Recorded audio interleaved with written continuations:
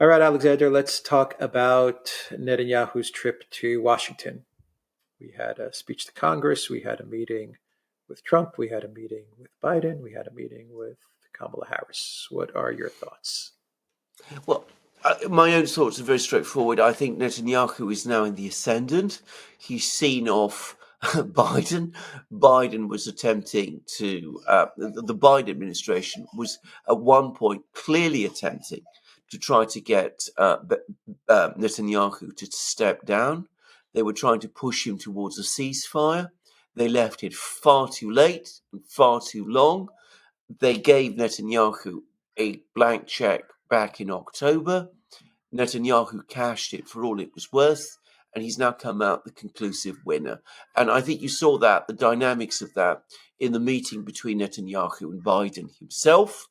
Netanyahu seemed full of confidence, and I thought that he showed in Congress what a powerful and skillful political operator he continues to be. He was able to mobilize an enormous amount of support in Congress.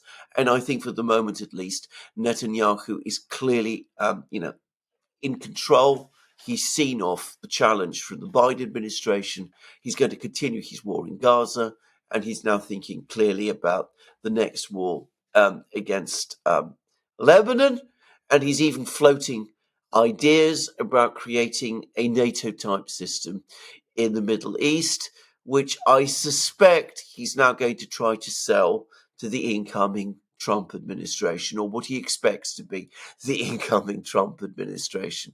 So, clearly Netanyahu in the ascendant, feeling that the situation has, he's got the initiative now, and he's trying to shape the politics of the Middle East of the future. That was my immediate thought about all of this. Yeah, even though the Biden White House has written a blank check to Netanyahu, um, Netanyahu and Biden never liked each other. Um, they've never liked each other from before Biden became president. They never got along. But the Biden White House did give Netanyahu a blank check to do whatever he wanted, and we've seen the results. So Netanyahu has outlasted Biden. He outlasted Biden. He outlasted the peace process, if you can call it that, the ceasefire process, ceasefire diplomacy that Blinken and Sullivan were conducting. If you could say they were conducting diplomacy, I don't think it was much of diplomacy, but okay, they made several trips to the Middle East, and there was a lot of talk about ceasefire, multiple ceasefires, which really never resulted in much of anything. But he did meet with all of the leaders in Washington D.C. He spoke to Congress, and he spoke to the Democratic Party candidate Kamala Harris, and he spoke to the Republican candidate Trump.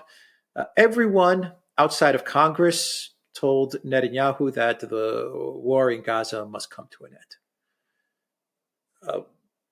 What are your thoughts there? You have Kamala Harris saying the war must come to an end. You have Trump saying the war must come to an end. And even Biden, for Yeah, whatever it counts, whatever it means, saying the war must come to an end. What do you think Netanyahu is going to take away from all of these meetings? I don't think he's going to pay much attention. I think he's going to escalate the situation between now and November. I think he's going to say to himself he has a window of opportunity to intensify the war in Gaza in November. He was talking in very defiant language about the war in Gaza. He was using Chichilian language, give us the tools and we'll finish the job. He talked about an indefinite Israeli occupation of Gaza. I think this is what he's thinking about at the moment. And yes, everybody tells him this in the United States, but he's very quickly assessed the situation that nobody's going to put any kind of pressure on him to pull back. And I think he also understands that for the moment, at least, he has this opening.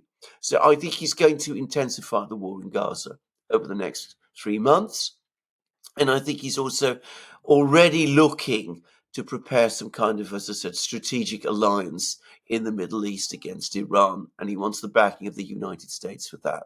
What might slow the process down is this. If Donald Trump wins in November and continues to hold to the fact that he wants the war in Gaza to end, which I think he will, then at that point, but not before, um, Netanyahu might start to shift his policies because he clearly has little to no time, as you correctly said, for Biden. I don't think he takes Kamala Harris seriously.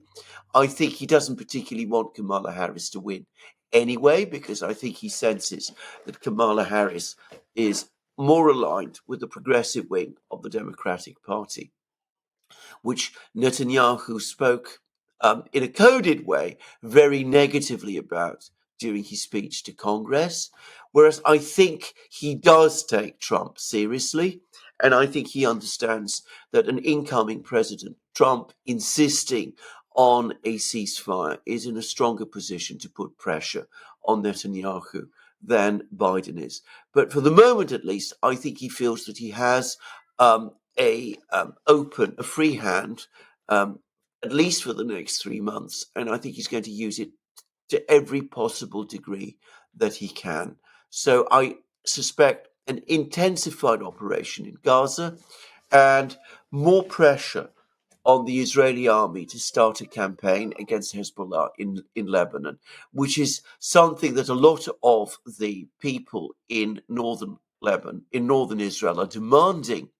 The force that is acting, the only force that is acting as a restraint on Netanyahu at the moment is the Israeli military. They're not keen on this operation in Lebanon, and they too probably want to see the war in Gaza brought to an end. But unless you have a president in the United States who's prepared to start really imposing, red lines, and basically perhaps aligning himself with the military people in Israel who are against the war, I don't think there's any realistic prospect that Netanyahu himself will pay much attention.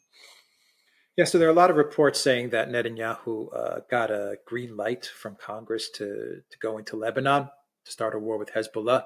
But was that what he was really looking for? Or was he just looking for Congress to say, we'll support you if you do go into Hezbollah? I mean, was he looking for the U.S.'s permission? No. Because listening to you, it sounds like he really doesn't care about, at least not permission from Biden, Kamala, or Trump. He's not looking for them to say, okay, also we'll give you the green light to go into Hezbollah, to go into Lebanon and take on Hezbollah. It sounds like Netanyahu just wanted to know that Congress will support Israel with weapons and money. I mean, at the Exactly. end of the day, that's what he needs, He right? doesn't need permission. He needs support. If Congress, the U.S. government, had previously told him we are not prepared, we oppose an Israeli operation into Lebanon, well, then he might need permission. But as it stands, he doesn't need permission because there's no real opposition, political opposition, convincing opposition in the United States any longer to what he wants to do. So he's got strong support in Congress. He demonstrated that. He got, oh goodness knows how many standing ovations. I've seen some people say 58, others say as many as 70. I didn't count them myself. But he's clearly got strong support in Congress. He's rallied the support of his political base his political support in Washington. So he feels confident now that he can move forward with an operation in Lebanon and the United States will support him in it. And that's really how he thinks of it, not getting permission, but building up support in Congress and just pushing Biden and Blinken and Sullivan and all of those people aside. Now, of course, if he does launch an operation against Hezbollah in Lebanon, that is going to be a very difficult thing for Kamala Harris because Kamala Harris wants to unite the Democratic Party behind her. She wants to unite the progressive base of the Democratic Party behind her. She probably would not want to see a military operation by Netanyahu in Lebanon, by Israel in Lebanon. But why would Netanyahu want Kamala Harris to be elected president in November? He's not got a good, strong relationship with her. He has had in the past a strong relationship with Trump.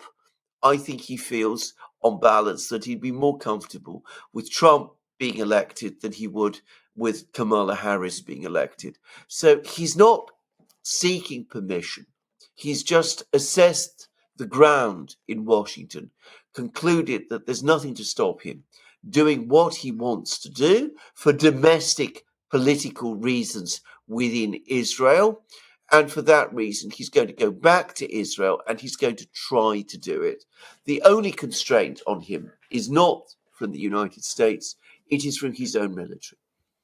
Why would this is the thing that I'm trying to reconcile. Why would Netanyahu believe that Biden would be better for him as far as the war is concerned? If the way I'm looking at it is when Trump is saying that the war needs to end, I imagine because Trump doesn't really have much to gain by saying the war is going to end, campaign wise, vote wise, politically, because you can make the argument that Kamala Harris, she is more aligned with the progressive side of the Democrat Party. Maybe some people may argue that as well, but that's the way they're positioning her. That's the way she's positioned herself. But my thinking is she's saying that the war has to end because they're looking at the Muslim vote, especially in a state like Michigan. So that's very important for them. So if they can create distance from Biden and win back some of those voters in Michigan, that clearly said a lot of the voters in Michigan, the Muslim voters said, we're not voting for Biden after the disaster of Gaza. After everything that's happened there, we're not voting Democrat. We're not going to vote Biden. We're done. So my thinking is they're trying to create a Kamala Harris who's distant from Biden's policy in Gaza in order to win over those voters in Michigan. So she definitely has politically, campaign wise, she has something to gain by saying the war needs to end. Now, if she were to become president, I don't think her administration policy towards Israel or towards the conflict in Gaza would change much at all. It would be support for Netanyahu in Israel, the blank check, with a lot of diplomatic incompetence. Right? You're going to see a lot of foreign policy incompetence, like what you saw from Blinken and Sullivan. Trump, on the other hand, is never going to really win those votes in Michigan, the Muslim votes in Michigan. So he's not really going after that voting bloc. But he is saying that he wants to wind down the war in Israel. And so if you're Netanyahu, you would imagine that Trump saying he wants to wind down the war in Israel is probably more believable than Kamala saying she wants to wind down the war in Israel. I'm just trying to figure out what's going through Netanyahu's mind here as he's maneuvering the statements about the conflict, about the war, the conflict in Israel and Gaza, with the political campaigning, especially with Kamala and trying to win over the very critical state of Michigan. Right, now this is where I think Netanyahu is making one of his major miscalculations, because I think you're absolutely right, but I don't think that's what Netanyahu himself understands. In Trump's first term, Trump and Netanyahu got on very well together, and they worked together, and Netanyahu got an awful lot out of the Trump administration. Recognition of Jerusalem as Israel's capital, the Abraham Accords, all sorts of things like that. And I think that Netanyahu looks back on that period. Remember, he's got a very intense political situation in Israel itself to deal with. So I don't think his bandwidth is that, I don't think he understands that the Trump movement is moving on from that. And I think he says to himself, well, I got a really good personal relationship with Trump. We liked each other. I got on very well with his son-in-law. remember, who played such a big role in the, all the negotiations. What's going to happen if Trump wins is I'm going to have a friend back in the White House, and I look at the Republican Party and the people who are protesting against me and who are holding up placards in Congress are not Republicans, and the people who are protesting in the universities are not Republicans. So from my point of view, it makes a lot more sense to have Donald Trump back in the White House, the Republicans in control of Congress, and that will solidify my position in Israel. The Republicans don't like Iran very much, so everything will work very much to my advantage. I think that is his calculation. Now, I think he is completely misjudging the political mood in the United States, because I think that Donald Trump this time, and I think J.D. Vance definitely, yes, they are friends of Israel. But as they have made very clear, they do not want war anywhere. They don't want war in Ukraine with Russia. They don't want war in the Middle East.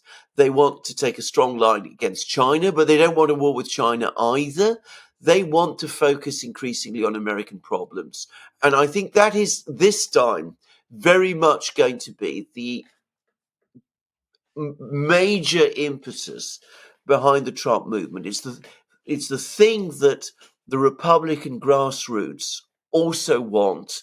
It's why they're supporting Trump and Vance, and why Trump and Vance have a good prospect of winning the White House. And I think that if Trump and Vance are elected on that ticket, they're going to have to reflect those views and those feelings. So I think that Netanyahu might, in fact, find that when Trump says that he wants to see the war end and that he wants to see peace in the Middle East and restored quiet to the Middle East, he actually means it, and that he has a united administration behind him. So I think this is where Netanyahu is in danger of miscalculating. Netanyahu has consistently, ever since he became Israel's dominant political figure, overplayed his hand, relying upon American support. And I think he's in danger of doing the same thing all over again.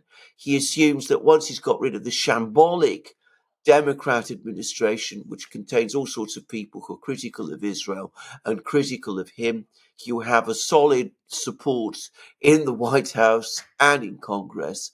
And I think what he's going to find is that he's misjudging the mood in America and amongst the Republicans and within the Trump-Vance administration completely.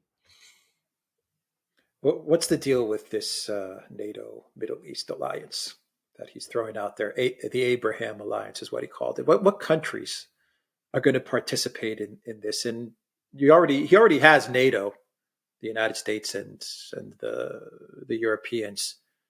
They support him pretty much, to the full. So I mean, why does he need a NATO Middle East? Well, again, this is where I think he's not keeping up with events, because I think what he wants to do is he wants to go back to the situation as it existed before Joe Biden became president of the United States in 2021. He's looking back to the time of the Abraham Accords, to the time when Israel and Saudi Arabia were de facto allies, when nobody seemed to be too bothered about the Palestinians anymore. And I think he thinks he could just reel events back to what existed then, build up Iran once again as the huge bogey that everybody's afraid of, including the Saudis, including the Americans, including everybody. And I think he's discounting the realities of the huge changes that have happened, not just in the Middle East, where the Iranians and the Saudis have reconciled and where both have joined the BRICS, and where Chinese influence is expanding, but also the changes that have taken place in the United States as well, where there is even more exhaustion and disillusion about foreign wars and foreign interventions than previously. So he thinks that he can go back to the world before 2021, build on the Abraham Accords, convert the Abraham Accords into a formal anti-Iranian alliance, bring the Gulf states and Saudi Arabia into that, um, use the United States to help him do it. And in reality, I think he is living in a world of the past that doesn't exist anymore and which has passed him by. That's the reality, I think, about the situation at the moment. All right. Any other thoughts, or should we wrap Yeah, I up mean, the thing is, and this is again something I think that Netanyahu doesn't understand. One way or the other, the Biden administration, chaotic, disorganized, and even disastrous as it was, has changed the situation in the Middle East and done so in a radical way. As, by the way, did the Obama administration before. The old alliances that existed in the Middle East have fractured. The Saudis and all of the others are saying to themselves, we can't just rely on the Americans anymore. We've seen what the Americans can be like with Obama and Biden. We've made new friends. We are comfortable with those friends. We are solid with those friends. We've now buried the hatchet with the Iranians, and that's working out reasonably well for us. So I think that Netanyahu doesn't understand that.